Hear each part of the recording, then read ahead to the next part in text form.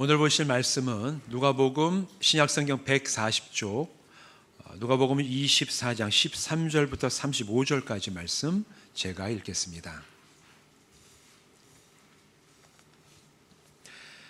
그날에 그들 중 둘이 예루살렘에서 25리 되는 엠마오라 하는 마을로 가면서 이 모든 된 일을 서로 이야기하더라.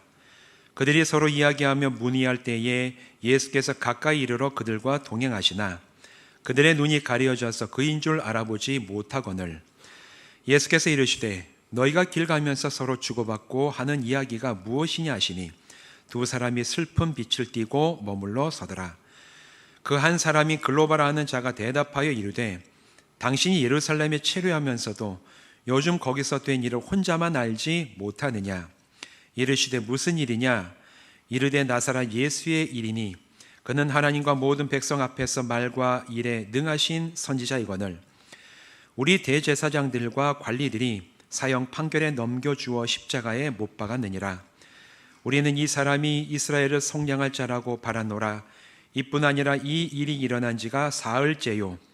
또한 우리 중에 어떤 여자들이 우리로 놀라게 하였으니 이는 그리 새벽에 무덤에 갔다가 그의 시체는 보지 못하고 와서 그가 살아나셨다 하는 천사들의 나타남을 보았다 함이라. 또 우리와 함께한 자 중에 두어 사람이 무덤에 가 과연 여자들이 말한 바와 같음을 보았으나 예수는 보지 못하였느니라 하거늘 이르시되 미련하고 선지자들이 말한 모든 것을 마음에 더디 믿는 자들이여 그리스도가 이런 고난을 받고 자기의 영광에 들어가야 할 것이 아니냐 하시고 이에 모세와 모든 선지자의 글로 시작하여 모든 성경에 쓴 바 자기에 관한 것을 자세히 설명하시니라. 그들이 가는 마을에 가까이 가매 예수는 더 가려 하는 것 같이 하시니 그들이 강권하 이르되 우리와 함께 유하사이다. 때가 저물어가고 날이 이미 기울었나이다 하니 이에 그들과 함께 유하로 들어가시니라. 그들과 함께 음식 잡수실 때에 떡을 가지사 축사하시고 떼어 그들에게 주시니 그들의 눈이 밝아져 그인 줄 알아보더니 예수는 그들에게 보이지 아니하시는지라. 그들이 서로 말하되 길에서 우리에게 말씀하시고 우리에게 성경을 풀어주실 때에 우리 속에서 마음이 뜨겁지 아니하더냐 하고 곧 그때로 일어나 예루살렘에 들어가 보니 11 제자 및 그들과 함께한 자들이 모여 있어 말하기를 주께서 과연 살아나시고 시몬에게 보이셨다 하는지라. 두 사람도 길에서 된 일과 예수께서 떡을 떼심으로 자기들에게 알려지신 것을 말하더라. 아멘. 우리 기도하고 말씀 나누겠습니다. 하나님 감사합니다. 오늘 우리가 함께 예배드리게 된 것이 참으로 감사하고 귀합니다. 이제 말씀을 나누니 성령님 우리에게 임하시고 진리의 빛을 비추어 주셔서 이 말씀으로 우리의 신앙이 새롭게 하여 주시옵시고 우리가 이 세상 살아나가는 온전한 삶의 기준 되게 하여 주시옵소서. 예수님의 이름으로 간절히 축복하며 기도하옵나이다. 아멘. 이 시간 이곳에 모여서 예배하시는 분들 또한 온라인으로 예배하는 모든 분들 주님의 이름으로 축복합니다. 우리가 계속해서 매주마다 성경적인 세계관으로 이 세상을 보는 것이 어떻게 보는 것인가 여기에 대해서 말씀을 이어가고 있습니다. 오늘 이 시간에는 하나님께서 은혜의 선물로 주신 구원받음이 나에게 또는 우리에게 임하였는지를 우리는 과연 어떻게 알아볼 수 있을까? 여기에 대해서 함께 이야기를 나누고자 합니다. 예수 십자가 구속의 은혜를 믿어서 하나님을 향한 나의 죄가 사해지면 구원함을 받게 되고 구원함을 받으면 나의 죽었던 영이 살아나서 산 영의 사람이 되고 그리고 난 다음에는 우리가 이 땅에서부터 하나님의 자녀로 살아가게 됩니다. 성경이 여기에 대해서 증언을 하고 있고 그래서 우리가 예수 믿으라고 얘기하고 믿기 때문에 죄 사함 받고 구원받고 난 다음에는 우리는 사실 겉모습은 변한 것이 없을지 몰라도 우리의 속사람 가장 깊은 곳에 있는 영혼부터 살아나고 변화되어 우리가 하나님의 자녀로 이미 이 땅에서 살아가고 있는 줄로 믿습니다. 그런데 이것을 실제로 경험하지 못하면 수십 년을 교회를 다닌다고 할지라도 그 사람은 하나님과 아무 상관이 없는 사람으로 끝나고 말아요. 이 경험이 없다면, 내가 죄 사함을 받고 내 영혼이 정말 살아난 경험이 없다면 열심히 신앙생활한 것 같지만 나중에 우리 주님이 다시 오시는 그 재림의 날에 우리는 하나님 나라에 들어갈 수 있는 자격을 얻지 못한 자로 이 세상을 그냥 끝나버리고 말게 됩니다. 그만큼 성도의 신앙의 여정에 있어서 죄사함과 구원받음은 가장 중요하며 또한 우리가 갖게 되는 영생에 대한 소망의 근거가 됩니다. 오늘 여러분 마음속에 정말 하나님이 주시는 믿음으로 내가 이 예수 십자가 복음을 믿고 죄사함을 경험하고 구원받은 자로 하나님 앞에 바로 섰음을 깊이 체험하는 성도들 되시기를 주님의 이름으로 축원드립니다. 그런데 제가 매 때마다 말씀드리지만 이런 죄사함과 구원받음은 사람이 스스로 자기의 능력과 노력 가지고 성취하는 것이 아니다. 여기에 대해서 계속해서 말씀을 드리고 있죠.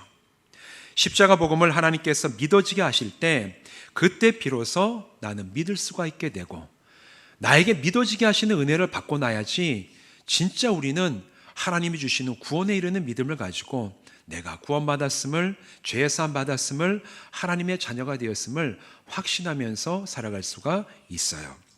그렇기 때문에 십자가 복음을 통해 주시는 이 죄사함과 구원은 우리가 받는 값없이 주시는 은혜라고 부르는 겁니다. 값없이 주시는 은혜예요. 내가 그것을 얻기 위해 어떤 노력이나 값을 치르지 않아도 되기 때문에 그래요. 내가 구원받기 위해서 오늘보다 내일 더 착하게 살아야 됩니까? 그런 생각 가지고 계시다면 그거는 성경적이지 않아요. 내가 정말 하나님의 자녀가 되기 위해서 내가 정말 하나님 자녀답게 먼저 살아야지만 하나님이 그런 나에게 자녀 되는 은혜를 주신다고 생각하십니까? 그런 사람은 성경을 잘못 이해하고 있는 겁니다. 우리는 죄사함 받을 만한 자격과 의로움도 없고 하나님의 자녀가 될 만한 공로도 없어요. 그러나 하나님께서 우리를 불쌍히 여겨 주셔서 우리에게 예수 그리스도의 십자가의 복음, 그런 나를 위해서 이미 예수님이 십자가에서 피 흘려 죽으셨음을 믿어지게 하는 믿음을 부어주실 때 우리가 믿게 되고 구원받게 되고 하나님의 자녀로 이 땅에서 값없이 주시는 은혜를 누리며 살아가게 되는 줄로 믿습니다. 그런데 이렇게 구원받는 것이 값없이 주시는 선물이기 때문에 구원받는 것이 쉽다고 생각하지 마시기 바랍니다. 여러분, 구원받는 것은 쉽습니까? 어려워요. 구원받는 것은 쉽지 않아요. 왜 그러냐면 하나님이 주시는 복음은, 이 구원은 누구나 받을 수 있지만 모두가 받는 게 아니기 때문에 그래요. 한때 한국 교회에서, 이제 한국 사회에서 이제 CCC나 이런 이제 선교 단체들이 열심히 전도하면서 사형리 같은 어떤 그런 전도 도구를 가지고 하면서 4가지 중요한 복음에 대한 교리가 적혀져 있는 책이 있죠. 그걸 보면서 믿지 않는 분들과 함께 얘기하면서 이거 따라 하시라고. 나는 죄인입니다. 예수님이 나를 위해서 죽으셨습니다. 내가 그걸 믿습니다. 한 다음에 나중에 영접기도 따라 하시라고 해서 그 영접기도 따라하면 오늘 당신이 영접기도를 했기 때문에 당신 구원받았습니다. 이렇게 선언하는 게 이제 어떤 면에서 이제 한국 교회에 좀 한때 이제 크게 유행을 했었죠. 물론 구원받은 사람이 늘어나고 구원받는 사람이 정말 많아지는 것은 기뻐할 일이지만 사실 근데 성경이 말하는 구원은 사형리에 나오는 복음의 교리를 따라 읽었다거나 거기에 나오는 영접 기도를 자기가 따라서 했다고 해서 구원받는 게 아닙니다. 성경이 말하는 구원은 그렇게 임하지 않아요. 앞서 말씀드린 대로 누구나 구원을 받을 수 있지만 모두가 구원받는 것은 아니에요. 무슨 죄를 지은 사람이라도 구원받을 수 있어요. 어린아이도 구원받을 수 있고 아주 나이가 많으신 분도 구원받을 수 있어요. 그러나 모두가 다 구원받지 않아요. 왜냐하면 구원받는, 구원에 이르는 믿음은 내 노력과 능력, 학습해서 얻는 것이 아니라 하나님의 전적인 주권에 의해서 주어지는 것이기 때문에 하나님이 주시는 믿음을 받은 사람만이 구원받게 되는 줄로 믿습니다. 그래서 우리는 내가 구원받아야지, 내가 오늘 믿어야지 해서 구원받는 게 아니라 믿어지는 은혜를 주실 때 우리는 그때 구원에 이르게 되는 거예요. 믿어지는 은혜를 받았기 때문에 내 노력으로 구원받는 게 아니라 선물로 주어진 구원을 내가 얻는다라고 얘기를 하는 겁니다. 그런데 이렇게 우리가 구원에 대해서 바르게 알면 의문이 들 수도 있어요. 그렇다면 나는 정말 구원받은 사람인가? 내가 구원받았다라고 하고 내가 믿는데 그럼 내가 진짜 구원받았다는 것을 나는 어떻게 확신을 하면서 살아갈 수가 있겠는가? 이런 의문이 들 때도 있습니다. 여러분 혹시 이런 질문을 한번 해보신 적, 정말 내가 구원받았나? 구원받았나? 한번 해보거나 한번 스스로에게 질문해 본 적 있으세요? 믿음이 참 좋으시군요. 질문이 없는 믿음. 예, 그것도 은혜긴 합니다. 저는 그런 질문 참 어릴 때 많이 해봤어요. 진짜 내가 구원받았나? 뭘 가지고 구원받았다고 얘기할 수가 있을까? 흔히 믿음을 정적인 것, 주님 믿습니다. 내 자리에 앉아서 믿습니다. 이렇게 믿음을 생각하거나 단지 내가 말로 고백하는 것이 믿음이라고 이해하는 그런 분들이 사실은 정말 내가 구원받았나 이런 것에 대해서 고민을 하는 경우들이 있지요. 사실 어떤 사람이 구원받았는지 아닌지를 알 수 있는 분은 하나님 한 분밖에 없어요. 사람은 알 수 없습니다. 우리 속담 있잖아요. 10길 물쓰고 날아도 한 개 사람 속은 알 수가 없다. 사람의 마음도 모르는데 그 사람의 영이 죽었는지 살았는지를 우리가 무슨 재주로 알 수가 있습니까? 말하는 것 갖고 알 수 있어요? 여러분, 말하는 것 갖고 알 수 있으면 제일 교회 찾아오는 많은 분들을 만나보면 가끔씩 보면 사기치려고 오시는 분들도 있습니다. 목사님, 제가 이 교회를 뭘 해놓길 원합니다. 이제 벌써 그러면 저는 의심이 많은 사람이라 발동을 해요. 주의해야 되겠구나 이제 이러는데 얘기 들어보면 청산주의에서 제가 어디 서울에서 어떤 직분을 가지고 이렇게 신앙생활을 했고, 물론 그런 거에 들으면 넘어가는 분도 계시지만 저는 그럴수록 점점 더 의심이 짙어져 갑니다. 이제 뭐 이상하다 이제. 근데 만약에 말로 표현하는 것을 가지고 구원받는 것에 대한 기준을 삼으면 사기꾼들이 제일 구원받은 사람 같아요. 보면 말이 얼마나. 지난 설교에도 말씀드린 것처럼 성경을 잘 이해하거나 자주 들어서 익숙한 것을 믿음이라고 착각하는 사람들도 사실은 교회 안에 적지 않게 있습니다. 이런 상태에서 예수 십자가 복음을 내가 익숙하기 때문에 믿는다라고 고백하는 그 상태의 믿음이 과연 정말 하나님께서 주시는 구원에 이르는 믿음인가? 그런 믿음이라고 얘기할 수가 있는가? 여기에 대해서 우리는 정말 그렇다라고 얘기하기는 쉽지가 않다라는 거예요. 어떤 사람은 로마서 10장 10절 말씀을 가지고 이렇게 얘기하는 게 구원받는 거 아닙니까? 얘기하시는 분도 있어요. 로마서 10장 10절 말씀입니다. 사람이 마음으로 믿어 의에 이르고 입으로 시인하여 구원에 이르느니라. 이 구절에 보면 입으로 시인해서 구원에 이른다고 했는데 말하고 내가 고백하면 그게 구원에 이르는 거 아닙니까? 아까 얘기했던 사형리 영적 기도하면 구원받는다라는 그런 개념이 바로 이 성경 구절에서 나오는 거예요. 근데 여러분, 이 본문에서 로마서 10장 10절에서 입으로 시인한다는 것은 단순히 사형리에 나오는 영적 기도 따라하는 것이 아니라 사람들 앞에서, 특히나 이 성경이 쓰여져 있는 초대교회 상황에서는 예수님에 대해서 적대적인 사람들 앞에서 내가 예수 믿는다고 고백을 하면 이 사람들이 나를 박해하고 못 살게 할 것이 굉장히 높은 확률로 사실이 될 수 있는 그런 상황 가운데서도 예수가 구세주입니다. 내가 예수를 믿습니다. 예수님이 나의 구원자가 됩니다라는 것을 사람들 앞에서 시인한다라는 얘기에서 이 말씀이 기록이 된 겁니다. 그냥 골방에 앉고 모든 사람들이 다 환영하는 거기에서 내가 예수 믿어요, 그런 얘기가 아니라는 거예요. 어떻게 보면 다시 말해서 입으로 시인한다는 것은 단순히 말하는 것이 아니라 초대교회 상황에서는 죽음까지도 각오한 결단이자 행동이었어요. 이런 결단과 행동을 보면서 이 사람은 구원에 이르는 믿음을 받은 사람임을 초대교회는 확증을 하고 인정을 해 주었다라는 얘기입니다. 다시 말해 구원에 이르는 믿음은 누가 그런 믿음을 가지고 있느냐? 그런 믿음이 있다고 말하는 것이 아니라 그 믿음을 통해서 삶이 달라지고 행동이 바뀌고 말이 바뀌고 결국 인생의 방향이 달라지는 그 모습을 보면서 저 사람은 구원받은 사람이구나라는 것을 우리가 간접적으로 확인할 수가 있어요. 이게 사실은 성경이 말하는 구원받은 자에 대한 증거라고 얘기할 수가 있습니다.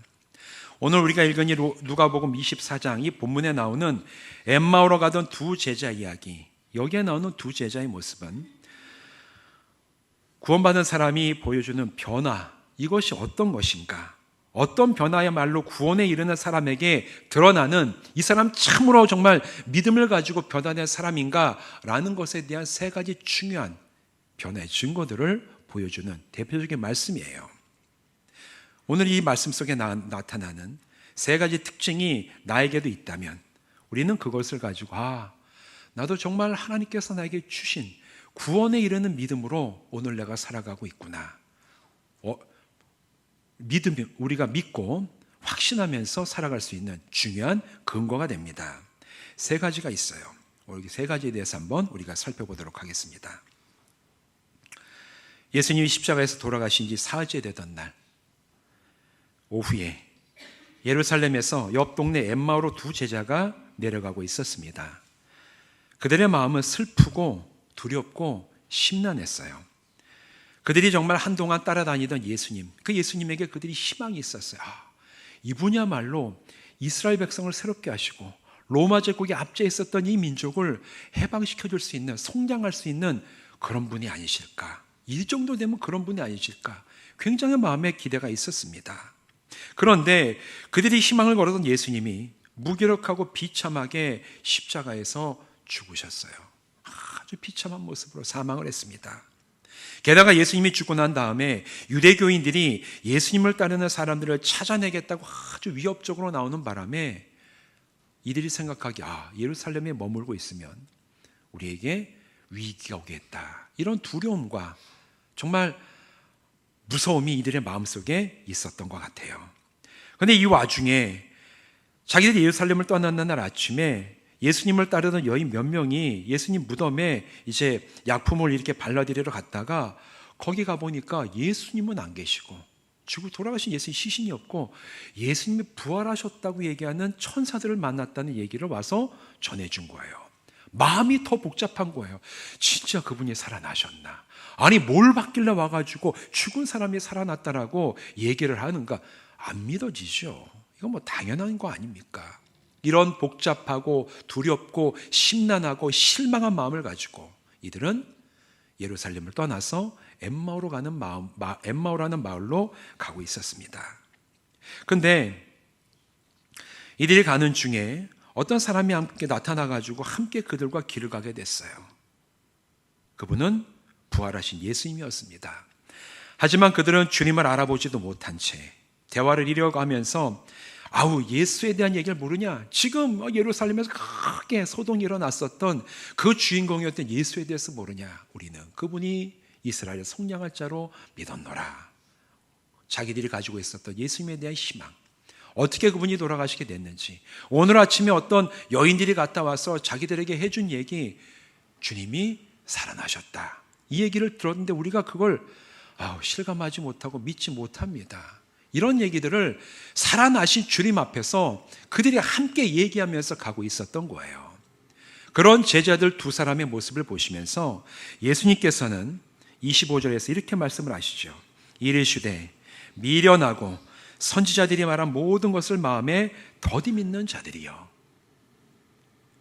이 두 제자는 돌아가시기 전에 예수님도 만나서 함께 동행하던 사람이었어요. 예수님이 부활하신 주님을 직접 그 자리에서 지금 만나고 있습니다. 그러나 그들은 예수님을 알아보지 못했습니다. 그리고 성경에서 예수님에 대해서 얘기하고 있는 그 말씀들을, 그들은 성경에 익숙한 사람들이었어요. 말씀을 알고 있었음에도 불구하고 그 말씀을 믿지 못했어요. 예수님에 대한 말씀으로 받아들이고 믿지를 못하던 자들이었습니다. 그런데 예수님은 그들과 함께 엠마오로 길을 가시면서 성경 속에서 예수님에 대해 증거하는 말씀들을 자세하게 풀어서 들려주십니다. 그리고 그 길을 다 가다가 엠마오에 가까이 이르러서 그들이 엠마오에 함께 들어가 식탁에 마주 앉아 축복 기도를 하시고 음식을 나누어서 그들에게 주실 때 제자들의 눈이 열렸다. 성경은 그렇게 얘기를 하고 있죠. 함께 했던 분이 예수님이셨구나. 다시 살아나신 예수님이 우리와 함께하고 계셨구나. 제자들의 눈이 열려서 주님을 알아보게 됐어요. 그 순간 더 이상 예수님은 그들의 눈에 보이지 않게 되었더라. 성경이 얘기하고 있습니다. 여러분, 제자들이 변했어요. 예루살렘을 떠나서 엠마오로 걸어가고 있는 몇 시간도 안 되는 사이에 제자들이 변했습니다. 그런데 이 변화는 제자들이 자기 스스로 일으킨 변화입니까? 내가 좀 변해야 되겠다. 예루살렘에서 엠마오로 가는 도중에 나는 좀 변해야 되겠다. 그렇게 결단하고 노력하고 애써가지고 그들이 변화를 이뤄낸 거예요? 아닙니다. 자기들이 노력해서 얻게 된 변화가 아니에요. 예수님 또한 그들이 예수님께서 변화시키신 거죠. 또한 그들이 나중에 이 눈을 뜨게 될 때 그들 스스로 자기 눈을 밝게 만든 겁니까? 내가 지금까지 못 보고 있었으니까 내가 내 눈을 탁 떠가지고 못 알아보던 예수님을 좀 알아봐야 되겠다. 그렇게 해서 그들이 영의 눈이 열렸습니까? 아니에요. 그들은 전혀 기대하지도 못했지만 그들의 눈이 열림을 당하는 일이었어요. 사실 한글 성경 읽으면은 마치 제자들이 눈이 자기들이 열린 것처럼 얘기하지만 헬라 원어 성경, 영어 성경 보면 스동테라고 당한 것으로 나옵니다. 열림을 당했다. 그렇게 다 표현되어 있어요. 무슨 얘기예요? 자기가 눈을 연 게 아니라 예수님께서 그 눈을 열게 하신 거예요. 제자들이 변했습니다. 그런데 낙심하고 두려움과 심란함 속에 예루살렘을 떠나왔던 그들이 예수님을 만나 변화되기 시작한 그 변화에는 제자들이 기여한 게 아무것도 없어요. 자기가 믿으려고 노력했습니까? 자기가 눈을 뜨려고 애를 썼습니까? 아니에요. 예수님께서 찾아오셨고 예수님께서 믿게 하셨고 예수님께서 변화되게 하시고 눈을 뜨게 하셨다고 성경은 증거하고 있습니다. 오직 은혜로 주어진 것이에요. 그런데 여러분, 이게 구원이랑 똑같은 겁니다. 예수님이 나의 구원자인 것을 알아보고 내가 죄인인 것을 내가 깨닫게 되고 정말 이 죄를 예수 십자가의 구속의 은혜로 내가 죄 사함 받고 하나님의 자녀가 된 것은 내가 믿고 싶어서 믿으려고 애써서 믿는 것도 아니고 내가 눈을 열어서 보고 싶어서 보는 것도 아니라 하나님께서 우리에게 믿어지는 믿음을 주실 때 우리가 믿게 되고 확신하게 되고 그 은혜 가운데 살아가게 되는 하나님의 선물인 줄로 믿습니다. 이 제자들의 모습이 바로 구원받은 사람의 여정과 똑같다라는 거예요. 그럴 때 이 제자들에게 크게 이 변화가 세 가지가 일어난 것을 우리는 말씀 가운데 알 수가 있어요.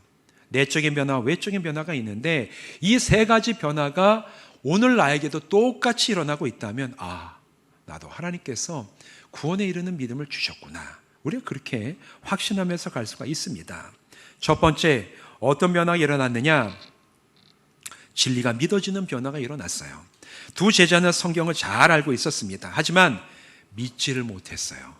예수님에 대한 말씀들이 성경에 기록되어 있었음에도 불구하고 그 말씀을 볼 줄도 몰랐고 그 말씀을 제대로 믿지도 못했어요. 믿지를 못하니까 그 말씀이 진리가 되어서 그들을 변화시키지를 못했습니다. 하지만 예수님을 만나 동행하면서 주님이 그 말씀들을 풀어주실 때 그 말씀은 그들에게 진리로 믿어지는 변화가 일어났습니다. 진리로 믿어지는 변화가 일어난 거예요. 그 전에 자기들이 믿지 못했다고 예수님 책망을 하셨어요. 선지자들이 그래 나온 걸 믿지 못하는구나, 미련한 자들아. 주님은 그러나 책망을 하시고 떠나간 게 아니라 그들이 믿을 수 있게 풀어주시고 설명하시고 함께 동행하셨습니다. 이게 은혜가 아니고 뭡니까? 그러자 그들의 마음속에서 말씀들이 믿어지는, 진리가 믿어지는 변화가 일어났습니다. 이것이 구원받은 자에게 나타나는 가장 놀라운 변화예요. 말씀이 믿어줍니다.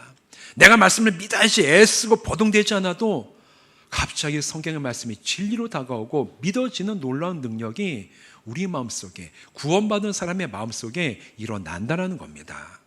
성도 여러분, 여러분 성경이 증언하는 진리들이 믿어지십니까? 믿어지십니까?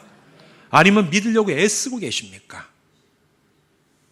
발업기는 성령님께서 여러분에게 믿어지는 놀라운 은혜를 주셔서 믿으려고 애쓰고 제가 믿겠습니다 이게 아니라 이 말씀을 볼 때마다 이 말씀이 그대로 믿어지고 이 진리가 나를 변화시키는 놀라운 능력이 되어 여러분에게 임하시기를 주님의 이름으로 축원드립니다. 믿어진다면 하나님께서 나에게 구원의 여정을 시작하셨구나. 우리는 이걸 확신하면서 나갈 수가 있어요. 왜냐하면 십자가 복음을 믿고 이 복음이 진리로 나에게 다가오는 건 사람이 할 수 있는 게 아니기 때문에 그래요. 믿어지는 은혜가 나에게 있었다면 주님, 감사합니다. 믿어지게 하시는 은혜가 감사오니 저에게 시작된 이 구원의 여정이 끝까지 주님 앞에 온전하게 진행되게 하여 주시옵소서. 감사하며 주님 앞에 서는 우리 성도들 되시기를 주님의 이름으로 부탁을 드립니다. 이게 첫 번째 변화의 증거입니다. 두 번째도 있어요. 진리가 사람들에게 믿어지기 시작하고 마음속에 들어오면 기쁨과 감사와 감격이 마음속에서 솟아납니다. 32절을 보면 이들이 이게 식탁에서 눈이 떠졌어요. 예수님이 더 이상 눈에 보이지 않게 됐습니다. 그리고 나서 이 제자들이 첫 번째 나눈 얘기가 우리가 길에서 주님께서 우리에게 말씀을 전해 주실 때 어떻다고요? 우리 마음속이 뜨겁지 아니하더냐.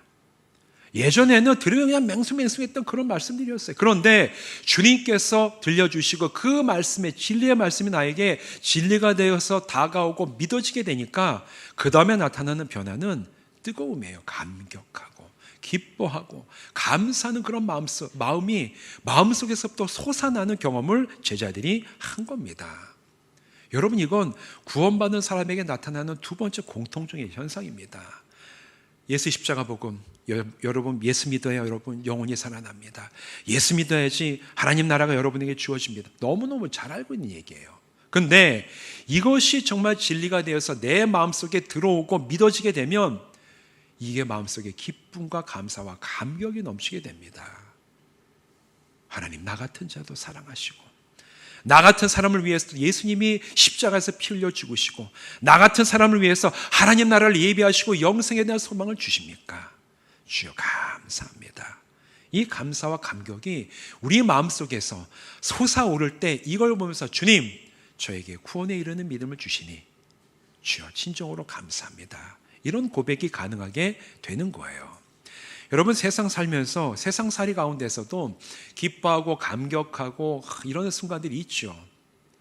예전에 어른들 말씀 들어보면 한참 이제 우리나라 이제 산업 발전을 할 때 열심히 저축을 하셔가지고 이제 자기 집을 장만했을 때 그때 그 감격과 기쁨이 참 너무너무 컸다.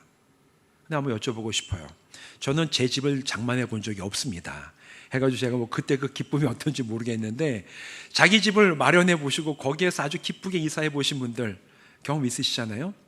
한 30년 지난 다음에 그 기쁨이 그대로 유지가 됩니까? 나는 몰라요.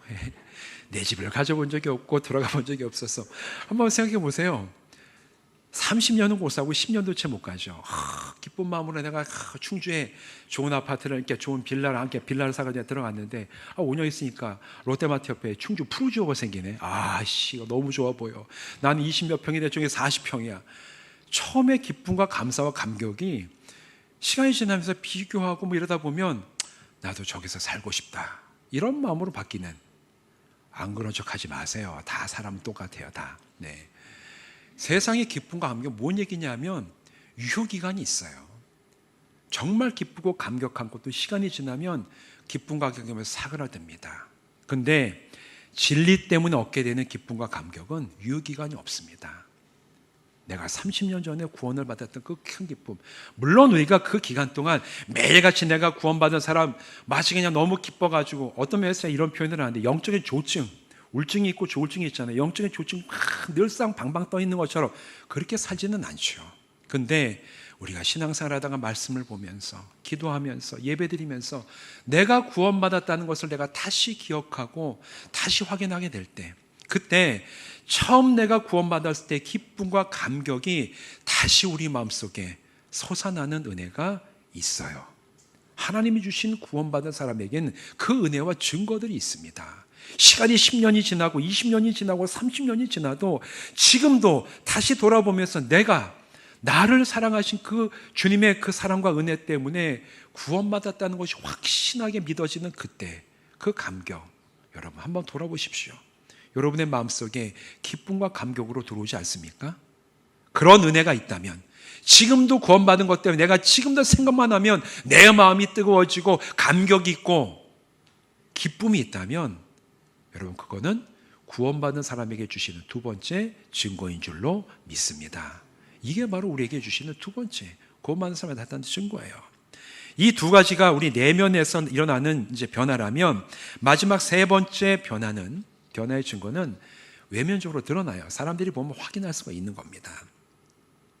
세 번째는 기꺼이 하나님의 말씀이 가리키는 길을 순종함으로 나가는 변화가 진짜 구원받은 사람에게는 일어납니다. 진리가 믿어지고 마음이 뜨거워진 제자들, 오늘 이 말씀 보면 어떻게 했습니까? 우리가 주님을 만났구나, 축하합니다. 자, 우리 먹던 밥이나 빨리 먹읍시다 하고 같이 그냥 밥을 먹고 엠마오에서 잘 살고 잘 살았더라, 그렇게 끝났습니까? 아니에요. 이 말씀 뭐라고 얘기했냐면, 우리의 마음이 뜨겁지 않더냐. 그리고 난 다음에 자리를 박차고 일어나서 예루살렘으로 올라갑니다. 예루살렘 그날 아침에 떠나왔어요. 위협이 있었고 실망이 있었고 두려움을 주는 그 도시 예루살렘. 그래서 거기서 떠나왔는데 몇 시간 안 걸려가지고 예수님과 함께 동행하며 그 말씀을 듣고 변화가 됐어요. 진리가 믿어지게 되고 진리 때문에 마음에 감격과 기쁨이 있으니까 이들은 가는 길이 달라진 거예요. 그 자리에서 일어나 예루살렘으로 갔습니다. 예루살렘은 변하지 않았어요. 그런데 제자들이 변했어요. 변화된 제자들이 들어가니까 또 다른 11제자가 모여 있는 곳에 가니 그들이 얘기합니다. 주님이 다시 살아나셔서 베드로, 시몬이죠. 시몬 베드로에게 나타나셨다. 그들은 다시 예루살렘을 올라가서 그 가운데서 얘기했어요. 우리도 만나봤다. 엠마오로 가던 길 가운데 부활하신 주님이 우리를 찾아오시고 우리에게 말씀을 전해주시고 그 말씀을 내가 들을 때 진리가 믿어지고 뜨거움이 일어났고 내가 그 뜨거움 때문에 엠마오에서 머물러 있을 수가 없어서 우리가 다시 일어나 지금 이곳에 와서 다시 사신 주님을 증거한다. 증인으로 예루살렘으로 들어가게 됐다라는 거예요. 마지막 세 번째 변화는 바로 여기에 있습니다. 우리가 살아계신 하나님을 믿고 살아계신 예수 그리스도의 그 은혜 때문에 구원받았다면 그 다음에 우리는 예수 그리스도의 증인으로 살아가는 증거들이 우리의 마음에서부터 시작돼서 우리의 삶 가운데 나타난다는 거예요. 예전에는 내가 이 성경의 말씀이 증거하는 게 나에게 별로 그렇게 와닿지 않았어요. 그러나 구원받은 사람에게는 이 말씀이 기꺼이 따를 가치가 있고 따를 마음이 생기고 따를 의지와 결단이 주어져서 내가 가던 길을 돌이키는 역사가 일어나게 된다는 거예요. 제자들이 엠마오로 가던 길에서 다시 반대로 예루살렘으로 올라갔습니다. 내가 예수 믿기 전에는 내가 살던 길을 내가 원하는 방식대로 내가 그냥 가장 중요하게 생각하는 그 목표를 따라갔더라면 진리가 믿어지고 내 마음속에 주님과 동행하는 기쁨과 감격이 있는 사람은 주님과 함께 그 방향을 새롭게 설정하는 놀라운 역사가 일어난다는 얘기예요. 그리고 그 이후에 기꺼이 그 방향을 향해서 주님이 주시는 힘과 능력을 가지고 나아가는 사람이 되는 줄로 믿습니다. 제자들이 그랬어요. 전형적인 모습이었습니다. 진리를 믿게 되고 가슴이 뜨거워지고 그리고 거기에서 멈춘 게 아니라 이제 방향을 돌려 오던 길을 다시 가서 예루살렘에서 다시 사신 주님을 증언하는 그런 제자의 모습으로 설 때 이것이 바로 구원받은 사람에게 나타나는 전형적인 세 가지 증거임을 우리는 이 말씀을 읽으면서 확인하실 수가 있습니다. 사랑하는 성도 여러분, 구원에 이르는 믿음을 받은 성도에게 나타나는 이 세 가지 변화가 여러분에게도 깊고 분명하게 나타나기를 주님의 이름으로 축원드립니다. 그래야지 우리에게 소망이 있어요. 주님과 함께 동행할 수가 있습니다. 예수 십자가 복음이 믿어지는 은혜가 있기를 바랍니다. 그로 인해서 기쁨과 감격과 감사함으로 여러분과 저의 마음이 생각날 때마다 뜨거워지기를 바랍니다. 그래서 이제는 하나님의 말씀에 기꺼이 순종하며 나의 길을 가는 것이 아니라 주님께서 나를 이루시고자 하시는 그것이 무엇인지를 기꺼이 찾아내고 예수께서 가라고 하시는 그 길을 나의 의지와 결단을 다해서 힘을 다해 달려나가시기를 바랍니다. 이 세 가지 변화를 통해 여러분이 믿음으로 구원받은 그리스도인임을 나도 알고 이 세상 살아가면서 세상 사람도 여러분을 보면서 인정할 수 있는 복된 삶을 살아가는 새로운 교회 성도들 되시기를 주님의 이름으로 부탁을 드립니다. 기도하시겠습니다. 하나님, 우리에게 구원에 이르는 믿음을 주시니 감사합니다. 값없이 주시는 은혜를 받아서 우리가 하나님의 자녀가 되어 오늘을 살아갑니다. 주님, 그 은혜와 기쁨, 감격을 늘 누리며 살아가게 하시고 진리가 믿어지게 하시고 또 우리가 진리를 믿고 기쁨과 감격이 있기 때문에 우리가 살아가는 삶이 주님과 함께 나가는 하나님이 인도하시는 온전한 믿음의 길을 가는 저희들 되게 하여 주시옵소서. 하나님, 아직 그러나 마음에 구원에 이르는 믿음을 받지 못한 성도들도 있을 겁니다. 성령님, 그들의 심령을 찾아가 주셔서 그 믿음을 풍성하게 부어주셔서 구원이 얼마나 기쁘고 감격스럽고 우리를 변화시키는 능력인지를 우리 모두가 한 사람도 빠짐없이 체험하여 그 길을 함께 나가는 은혜도 허락하여 주시옵소서.